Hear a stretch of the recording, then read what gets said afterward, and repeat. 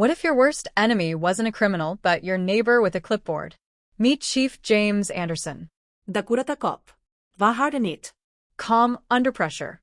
But nothing in his 20 years of service prepared him for the tyranny of Karen Mitchell, the new HOA board member who declared war over lawn height, welcome mats, and garden gnomes. What started as a $79 fine turned into surveillance cameras aimed at families, fake security guards blocking emergency vehicles, and threats of foreclosure against nurses and firefighters just trying to survive.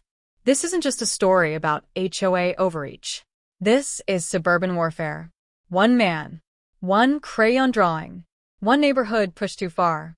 And when a child hands you a drawing that says, "Thank you for not being scared of her," you don't just frame it. You fight. Buckle up, because what you're about to hear is real. HOA Drama. Subscribe to Real HOA Drama and join us as we uncover what happens when power goes unchecked and one man decides enough is enough. It was 7:03 a.m. The sun had just crept over the rooftops, casting that warm orange glow across the Anderson front lawn. Chief James Anderson, still rubbing the sleep from his eyes, coffee in hand, badge clipped to his chest, stepped out in full uniform, ready to wrangle criminals and manage chaos like he had for the past 20 years. What he didn't expect was war. At least not one that began with a fluorescent lime green piece of paper fluttering under his windshield wiper. At first glance, he thought it was a pizza flyer.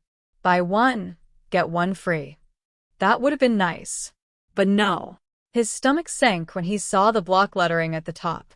Violation notice. Amount due, $79. Infraction. Grass height, 3.5 inches, max allowed, 3 inches. James blinked. Then blinked again.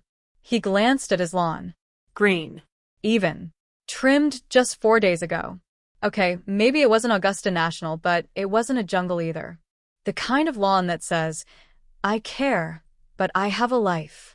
Before he could mutter a word, the sharp click, click, click of heels on pavement pierced the morning calm like an ice pick through drywall. "Good morning, Mr. Anderson." He turned. And there she was. Karen Mitchell, the freshly minted queen of the HOA, board member for precisely 3 weeks and already drunk on power, like a raccoon in a wine cellar. Blonde bob bouncing, tablet in hand, smiles stretched so wide it could slice glass. James offered a polite nod, holding up the notice. "Mind explaining this, Ms. Mitchell? My grass looks fine." Karen barely glanced at the lawn. She tapped her screen with a perfectly manicured red nail.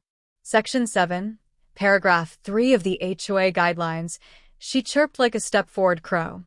Grass height must not exceed 3 inches. Yours, she raised an eyebrow, is 3.5. James exhaled slowly. "I've been a little busy this week. We had a hostage situation downtown. I'll mow it this weekend." "Rules are rules," she sang. Oh. And by the way, she leaned in, voice dropping to a syrupy condescension. "Those little gnomes by your porch? Not HOA approved." Page 14.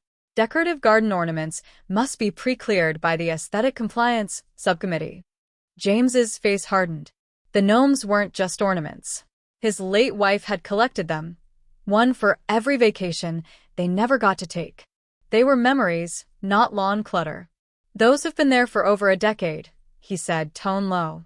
"New board, new standards," Karen replied sweetly, spinning on her heel like a villain in a Lifetime movie. "We're bringing this community into the modern age. No more tacky lawn ornaments bringing down property values." James watched as she marched down the sidewalk, stopping to glare at a mailbox 2 doors down like it had personally insulted her. Inside, something shifted. A flicker. A spark. For years, he'd faced down armed robbers, car chases, drug busts. He'd been yelled at, shot at, even bit by a drunk guy once. But somehow this felt different. This was personal. And James Anderson, chief of police, realized something important in that moment. You can deal with criminals. But you've never really known fear until you've dealt with an HOA board member named Karen.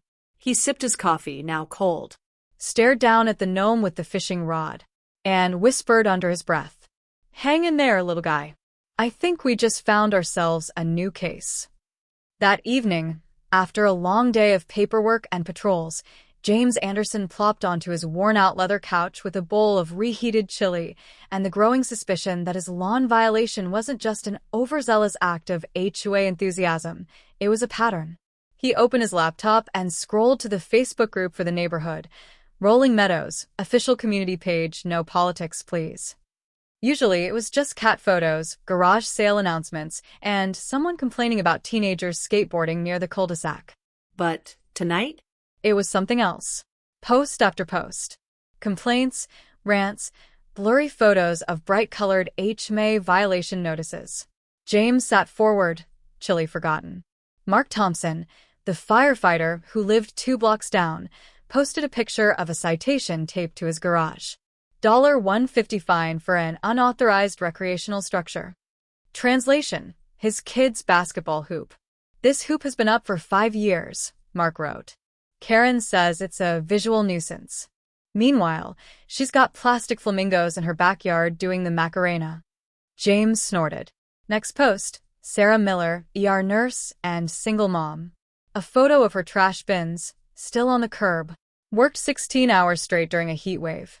Got home, collapsed. Woke up to find 3 violation notices plastered on my door. Trash bins not pulled in by 10 p.m. HOA policy says that's a Tier 2 fine now. James clenched his jaw. Tier 2? What is this? Parking in Gotham. And then came Mike Baker, the local high school English teacher. His post was short but biting. Apparently my car is too ugly for Karen's taste. Got fined for having a non-aesthetic vehicle in my own driveway. It's a 2007 Corolla. Not a crime, Karen. James leaned back, running a hand through his hair. This wasn't random. This wasn't about grass height or mailboxes. This was targeted. Emergency workers. Teachers. People with long, unpredictable shifts. People who didn't have time to scroll through the HOA's 47-page handbook or attend Thursday night compliance seminars where Karen lectured about mulch. He opened a spreadsheet. Started entering names, violations, addresses. It didn't take long before a picture started to form, and it wasn't pretty. Every person hit with a major fine recently either worked irregular hours, or had openly disagreed with Karen in past HOA meetings, or had simply been too busy to play her game. James stared at the glowing screen, heart pounding in that low, slow way it did before a case broke wide open. He'd seen this kind of thing before, not in suburbia, but in precincts where captains abused power in city contracts handed to friends, in rules bent to break people down. Karen wasn't just enforcing HOA guidelines. She was hunting. And the worst part? No one had connected the dots, because no one thought they could. After all, it was just a lawn fine. Just a trash bin ticket. But those justs were adding up, and James Anderson had seen what happened when small abuses went unchecked. He minimized the browser. Looked out the window. A soft wind blew through the trees. The gnomes sat quietly in their place, silent witnesses to a quiet war. All right, Karen, he whispered to the dark. You wanted to play games.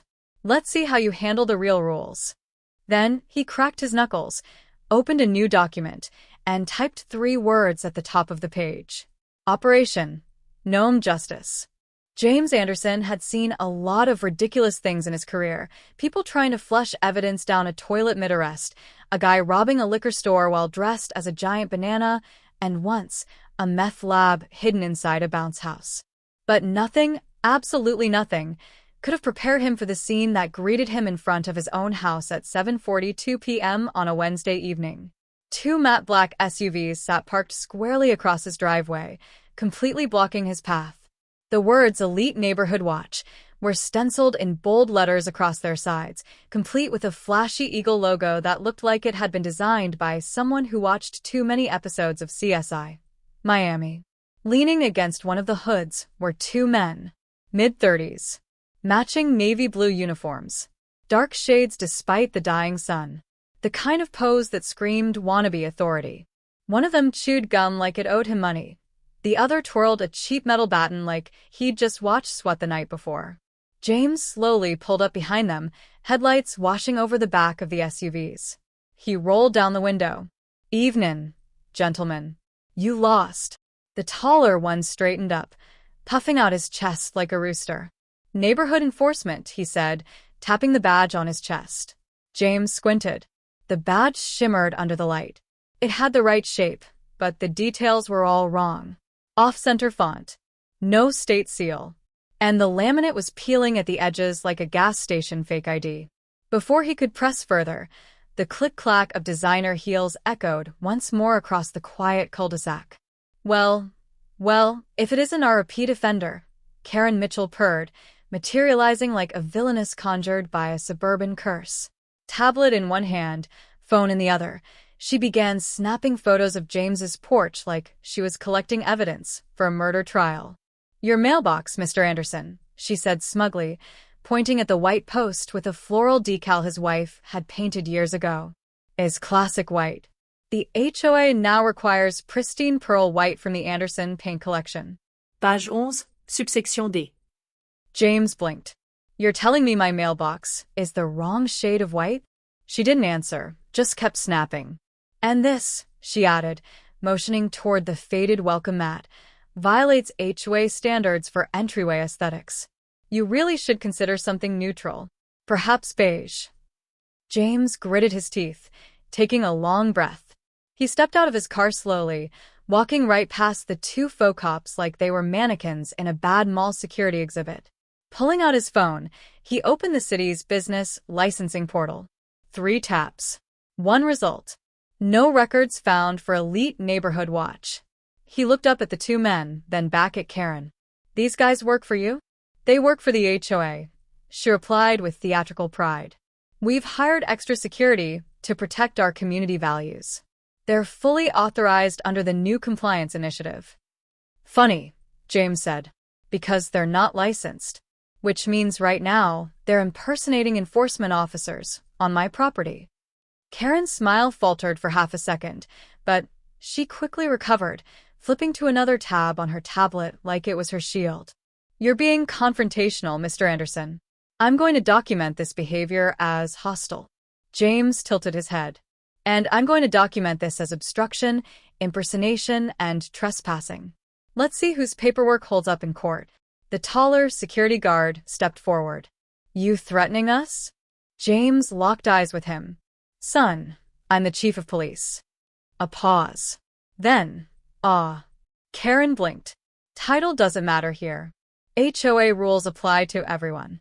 James smiled, tight, quiet, and far too calm to be safe. "Great. "Then let's talk about how HOA rules don't override state law." He stepped back into his cruiser, turned on the dash cam, and started filming. Karen turned heel and stormed off, the 2 guards awkwardly following her like ducklings who'd just realized they were in the wrong pond. As he watched them retreat, James muttered to himself, "Something's rotten in Rolling Meadows. And it ain't my doormat."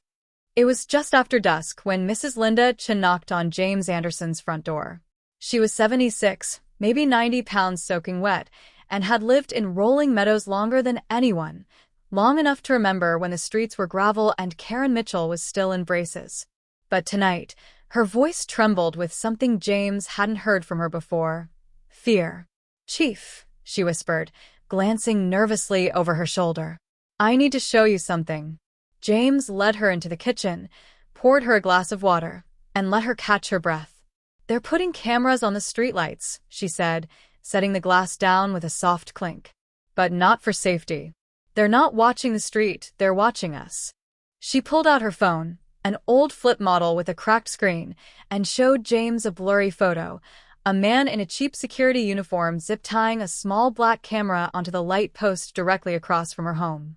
The camera was angled downward, not at the road, but straight into her front window. Another photo showed one pointed directly at his house, and another at Sarah Miller's and Mark Thompson's. James felt something twist in his chest. Not anger, not suspicion. Certainty. He walked Mrs. Chin back across the street and promised to follow up. Then he went to his office, locked the door, and spread out everything he'd collected so far. Ticket copies, names, Dates. snapshots from the Facebook group, photos of the same damn bright green violation forms taped to windows, doors, garbage bins, even garden fences. He opened a clean spreadsheet. Across the top, name, address, occupation, violation, date, HOA fine. It took 3 hours, a cold slice of pizza, and the help of Jenny Carter from City Records, but by midnight, James was staring at a cluster of red flags that looked less like paperwork and more like a sniper's kill sheet. Out of the 47 violation notices issued in the last 3 months, 13 went to nurses working overnight or double shifts. 9 went to firefighters, including Mark. 8 hit police officers, 2 of whom had dared to question Karen's parking fines. 7 targeted teachers, especially those with older vehicles or after-school clutter. That's 77% of all tickets aimed directly at first responders and essential workers. People with irregular hours. People who couldn't make it to HOA meetings or respond to compliance warning emails within 12 hours. People who, coincidentally, had voted against Karen during her HOA election. James sat back, stunned. This wasn't about lawns. It was strategic. Karen wasn't just enforcing arbitrary standards, she was weeding out resistance. Quietly, legally, and with enough plausible deniability to make anyone who complained sound like they were just bitter about paying a fine. But now she had gone too far. Unauthorized surveillance. Fake security officers. A calculated campaign against the very people who kept this community running while everyone else slept. And worse, she had convinced herself it was all for the greater good. James stared at the map he'd drawn on the whiteboard. Red dots lit up the blocks like a virus, forming a ring around a very specific group of homes. His home. Sarah's. Mark's. Linda Chen's.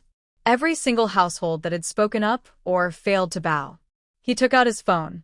Typed a message to Jenny. I need HOA camera permits. Any city records. ASAP. Then he switched over to the spreadsheet and added one more column. Retaliation pattern? Every name got a checkmark. Outside, the wind rustled through the trees. Quiet. Watching. Inside, James leaned forward and whispered, Karen, you're not just playing dirty anymore. You're breaking the law. And this time, he was going to make damn sure everyone saw it. James Anderson wasn't a forensic accountant, but he knew one universal truth. If you want to find the truth, follow the money. So the next morning, still riding the caffeine high from 3 cups of gas station coffee and 0 hours of sleep, he walked into City Hall like a man on a mission. He passed the front desk, gave a polite nod to the mayor's secretary, and beelined it straight to the records department, where Jenny Carter sat chewing a pencil like it personally offended her. Jenny had worked in public records for 12 years and had the uncanny ability to locate anything except her reading glasses, which were always on top of her head. Morning, Chief, she said without looking up. I assume you're not here to compliment my desk plant again?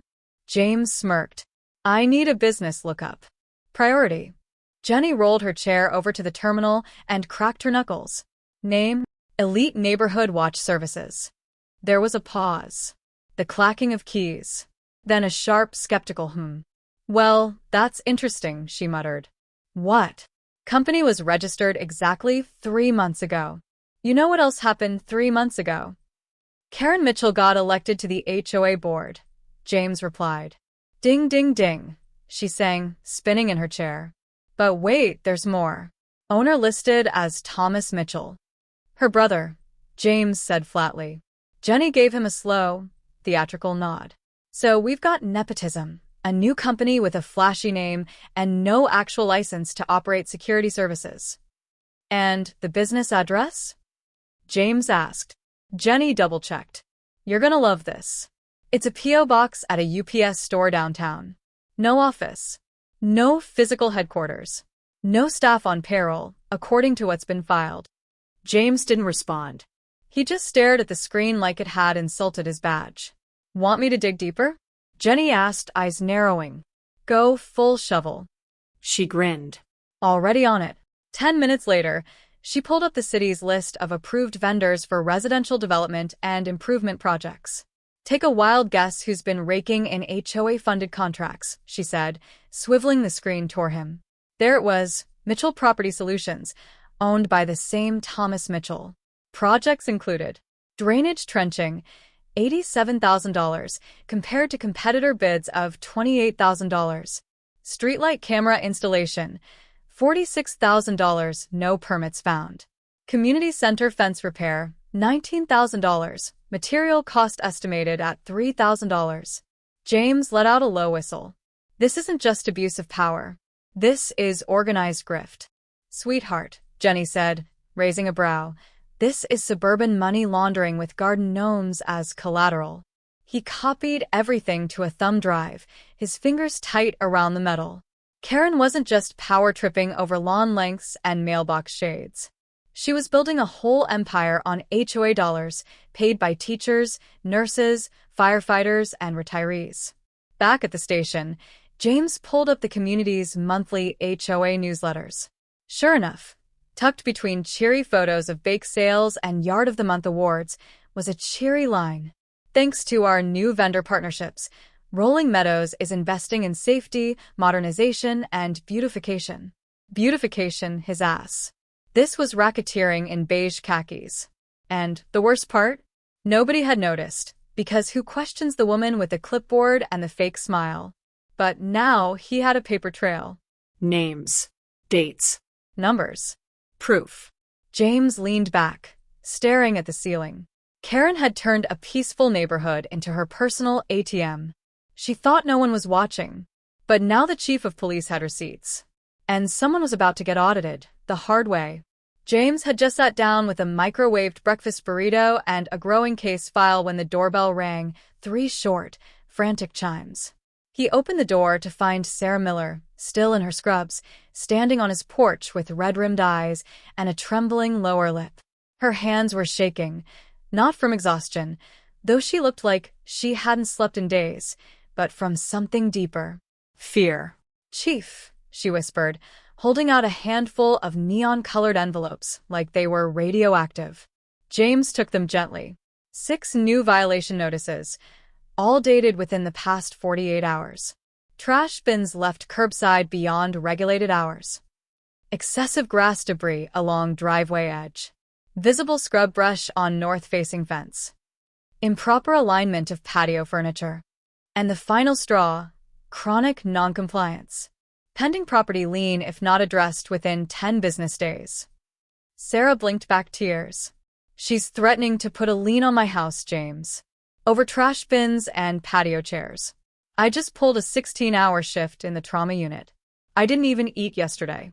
I came home and found this taped to my front door like a death sentence.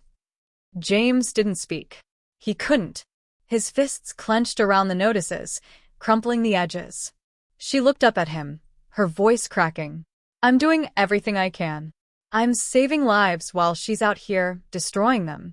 Before he could respond, his phone buzzed. Mark Thompson, the firefighter. Check your inbox, Chief. You're not gonna believe this. James opened the email and stared at the attached photo. It showed 2 black SUVs, Elite Neighborhood Watch, of course, parked directly across a fire lane in the neighborhood. One had partially blocked access to a hydrant. Another completely obstructed the entrance to the emergency turnaround used by fire trucks. We had a call-out last week, Mark wrote. We lost 90 seconds rerouting. 90 seconds in a house fire means life or death. James felt heat rising in his chest, tight and sharp like a belt pulled too tight around his lungs. Before he could gather his thoughts, another ping. This one from Dr. Benjamin Cross, Chief Surgeon at Mercy General. James, this is unbelievable. Your HOA clowns locked a boot on my car at the ER loading zone while I was running in for an emergency surgery. Attached, a grainy photo of the same fake security company's vehicle, parked smugly in front of the emergency entrance. A surgical mask dangled from the mirror, like a taunt. James stared at the screen, pulse pounding. This wasn't mismanagement anymore. This was endangerment. This was targeted harassment. This was criminal. And Karen Mitchell was at the center of it all, smiling behind her designer sunglasses, tapping her tablet like she was building an empire, one violation at a time. James turned to Sarah, who stood clutching her notices like they were eviction letters. You're not alone, he said, voice steady now, like the wind before a thunderstorm. Not anymore. He opened the filing cabinet in his home office and pulled out a folder marked confidential. It held every complaint, every screenshot, every invoice, every red flag he'd gathered in the past 2 weeks. I've tried being patient. I've tried being polite. But this, he held up one of Sarah's violation slips. This is war. He sent a mass text to Mark, Jenny, and a handful of other trusted neighbors. Meeting tonight. My place. Bring everything you've got. It's time. James stood by the window, watching the sunset bleed into the horizon like a warning flare. No more warnings. No more clipboard diplomacy. Time to take Karen down. James Anderson had always believed that the worst threats came from outside: drug dealers, violent offenders, career criminals. But that was before he found the enemy had a parking space in his own station. It started with a whisper, a glitch. He was digging through the city's internal records system late one night, trying to cross-reference Karen Mitchell's HOA authority with any official permits. He typed her name into the Municipal Compliance Archive and got nothing. Weird. He tried again, this time using her full name, Karen Louise Mitchell. Still nothing. That was impossible.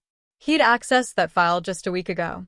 It had her compliance officer status, the business registration for her fake security firm, and even a complaint filed by a resident about illegal surveillance equipment. Now? Gone. Like someone had walked in and vacuumed it from the server. James leaned back in his chair, eyes narrowing. No system erases itself. Someone had deleted the file. From inside. And only a select few people had that kind of access. He pulled up the admin logs, scanned the latest activity, and there it was, an access point from the login credentials of Deputy Chief David Collins. James's heart sank. David had been with the department for nearly a decade. A steady hand. A family man. James had shared barbecues with the guy. Their kids played on the same Little League team. So why the hell was David scrubbing Karen's name from city records? The next morning, James called him into his office. David walked in casual, coffee in hand, badge swinging on his hip like it always had. But something in his eyes was off. Too alert, too careful. Close the door, James said quietly. David did. What's this about, Chief? James didn't answer. Just turned the screen toward him, displaying the access log. I want to hear it from you. David's jaw tightened. For a long moment, the only sound was the low hum of the air conditioner and the ticking clock on the wall. Then he sat down. And finally spoke. I didn't want this, he muttered. I didn't go looking for it. For what? Money, David whispered. Debt. My wife's medical bills got bad last year. Karen's brother, Thomas, he approached me. Said he'd clear my debt if I helped keep her records clean. James stared, stone-faced. So, you deleted evidence of criminal activity. You betrayed the oath. You betrayed me. I didn't think it would go this far, David said, eyes pleading now. It was just a few files at first. I thought I could control it. But then they started threatening me. My family. James rose from his chair, fists clenched behind his back. You know how many people have come to me crying this week, Dave? Nurses. Firefighters. Elderly women afraid to walk outside. And here you are, helping the people hurting them. I'm sorry, David said. I screwed up. No, James replied coldly. You sold out. He walked to the file cabinet, pulled out a plain manila envelope, and dropped it on the table. You're done. Effective immediately. Resign, or I'll press charges. Your choice. David hung his head, defeated.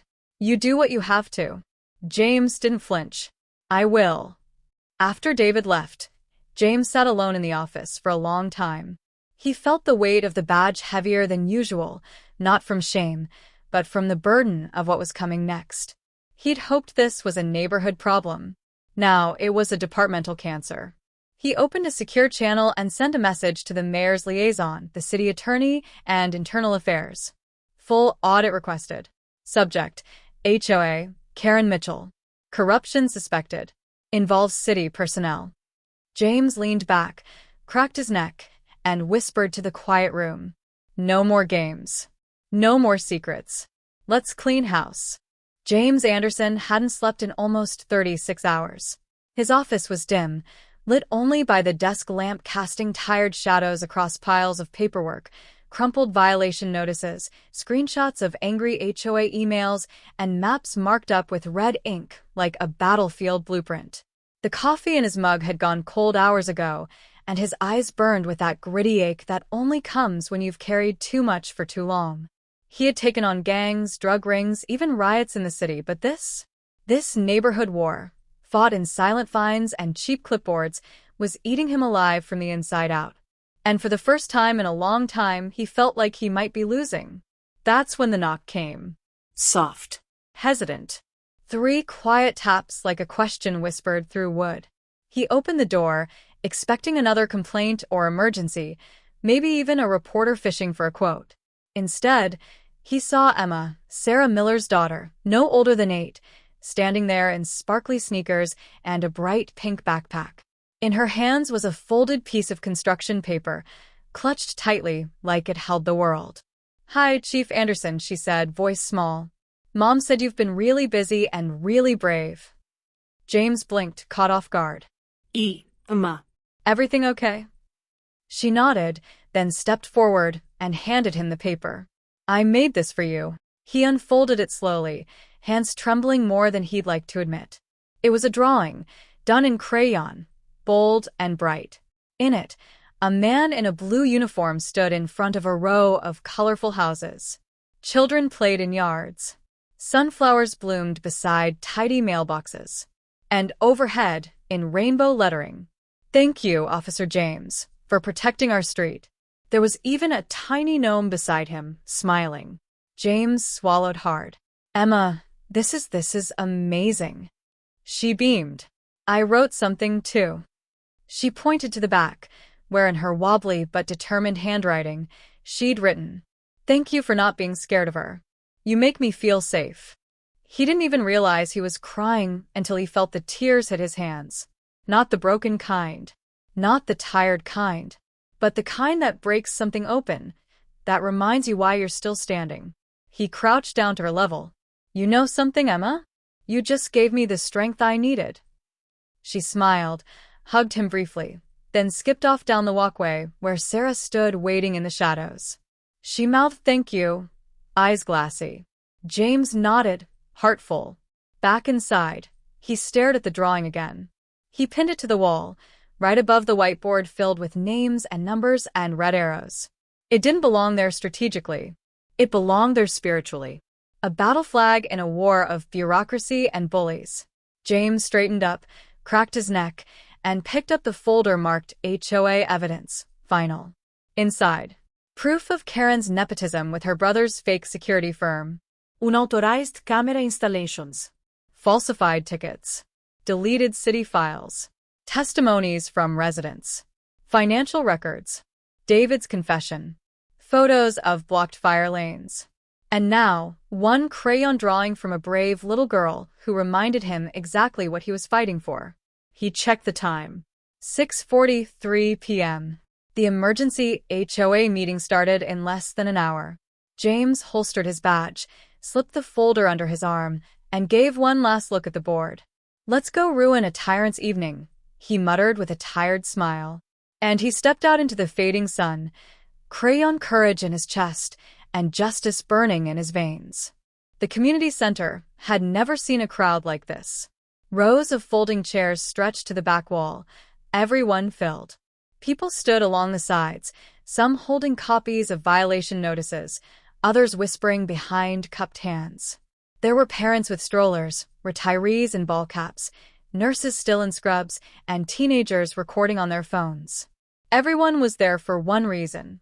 Karen Mitchell, at the front of the room, framed by an American flag and a sad-looking potted fern, Karen stood in her signature power pose, heels together, tablet clutched like a royal decree, smile tight enough to crack porcelain. "Neighbors," she began, her voice saccharine with control, "I want to thank you all for attending tonight's emergency HOA session. As you know, I've proposed a new community safety initiative, complete with expanded surveillance, enhanced patrol presence, and stricter enforcement of neighborhood standards." A few people clapped. Uncomfortably. Out of habit. Karen's grin widened. Let's keep our streets clean, safe, and beautiful. And remember, it starts with discipline.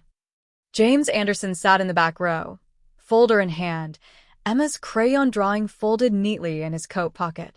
His heart pounded, not with fear, but with the kind of focus that comes right before you pull the pin. When Karen finished her speech and called for a vote, James stood. Before we do that, he said, his voice calm but cutting through the room like a gavel, I think the board and everyone here deserves the full picture. Heads turned. Whispers rippled like wind through wheat. Karen's eyes narrowed. You're not recognized on the agenda. James stepped into the aisle. That's all right. I'm recognized by the state of your state here. He reached into his coat, pulled out his badge, and let it flash under the fluorescent lights. My name is James Anderson. I'm the chief of police for this city. And for the past month, I've been conducting an investigation into the operations of this HOA, particularly under the leadership of Karen Mitchell. The silence was instant, dense, electric. Karen stiffened. This is highly irregular. James raised a remote. Click. The projector screen lit up. Slide 1. A grainy video of Karen in her garage, surrounded by toddlers, running an unlicensed daycare. Violation of state child care laws, James narrated. No license. No insurance. But plenty of fines for other parents who dared leave chalk drawings on their driveways. Slide 2. HOA financial records. Red arrows circled contracts. Every construction project, drainage, lighting, security, funneled through her brother Thomas Mitchell's companies. At triple market price. Slide 3. A map of the neighborhood, speckled with red dots. Here are 47 citations over the last 3 months. Over 75% issued to nurses, firefighters, teachers, people who can't attend HOA meetings because they're too busy saving lives. Slide 4. Audio recording, Karen's voice. I don't care if she works the ER. Let her cry over her bins. Maybe next time she'll follow the rules. Gasps. Someone cursed under their breath. A woman in the front row started crying. Karen took a shaky step back. You have no right to. Click. Slide 5. Business license records showing Thomas Mitchell's fake security company. No insurance. No certificación. No legal right to patrol, boot cars, or block driveways. Karen grabbed her tablet and tried to walk out. That's when 2 plainclothes officers, stationed at the back since the meeting began, stepped forward. Karen Mitchell, Thomas Mitchell, one said, pulling out handcuffs. You are under arrest for impersonation of law enforcement, illegal surveillance, fraud, and conspiracy to commit municipal abuse. The room erupted, not in panic, but in applause. As Karen was cuffed, she twisted toward James, rage dripping from every syllable. You think this ends here? James didn't flinch. He stepped forward and said loud enough for the room to hear. No. It ends with accountability. Karen and Thomas were let out through the front doors, the community parting like the Red Sea, not for royalty, but for reckoning. James turned back to the crowd, breath steady, pulse calm. He lifted the crayon drawing from his pocket and held it up. This is the neighborhood we fight for. Not a checklist of lawn violations. But this, the people, the spirit, the safety of knowing someone has your back.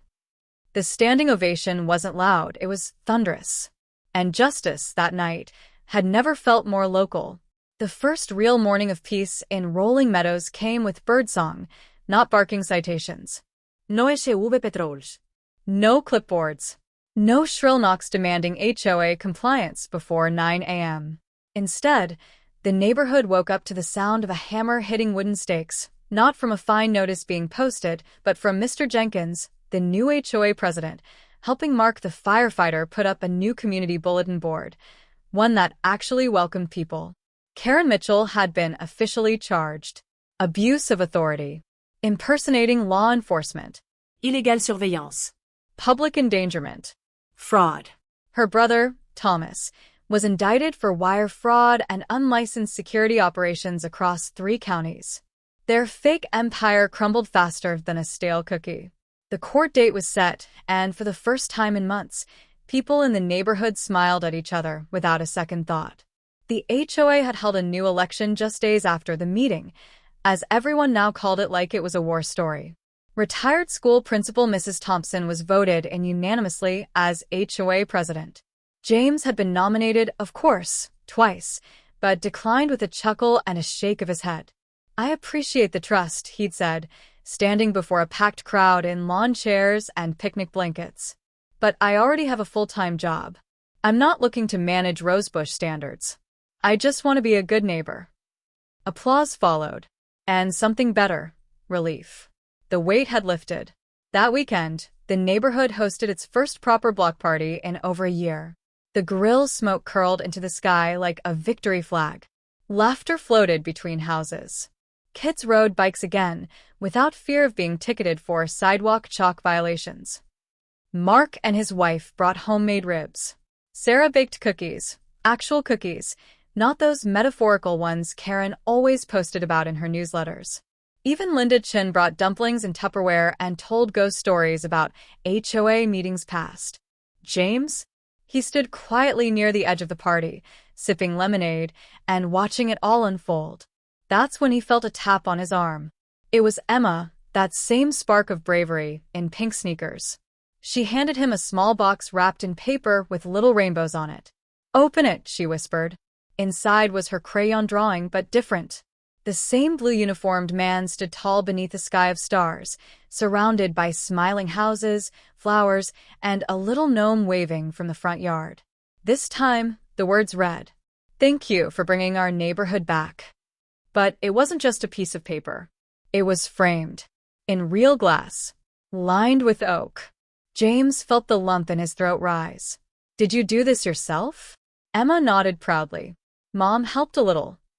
He knelt down, pulled her into a hug, and whispered, "This is going on my desk, front and center." And it did. The next morning, back at the precinct, he placed it right beside his badge.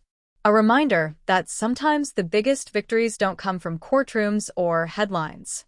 They come from cookouts, from sidewalks filled with kids' drawings, from neighbors who wave again, from one little girl who believed in him before anyone else did. Because at the end of it all, justice didn't show up in riot gear or sirens. It didn't need backup or barricades. Sometimes, justice doesn't wear armor. Sometimes it just takes someone brave enough to stand up.